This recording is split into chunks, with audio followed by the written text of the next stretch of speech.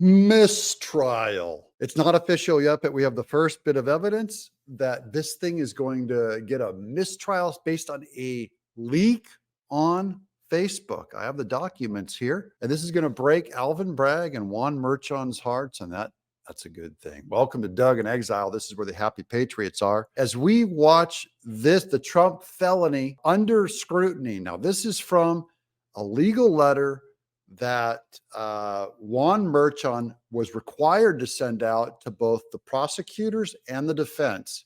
Here's the document. We'll just put it up on screen here.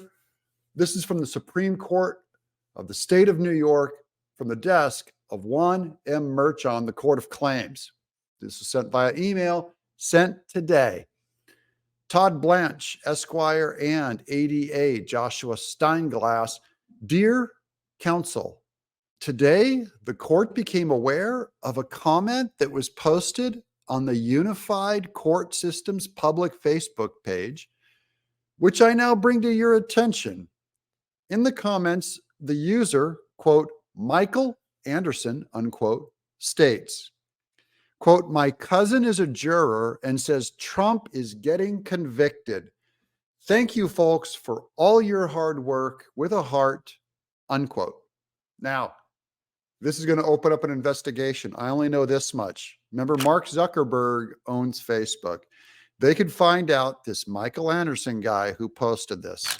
And all I can say is, if he is the cousin of a juror, Facebook would know, and they could turn over this evidence to Juan Merchon.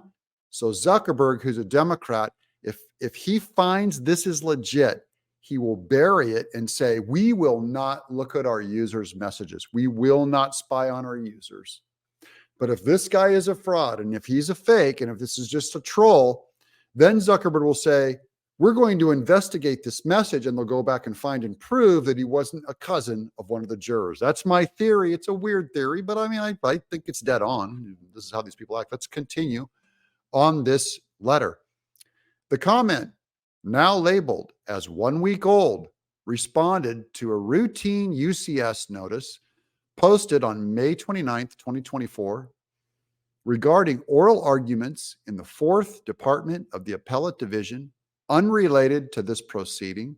The posting entitled, quote, the Appellate Division 4th Department will hear oral arguments this morning at 10, unquote. So that was the original post on Facebook, and then that guy commented below.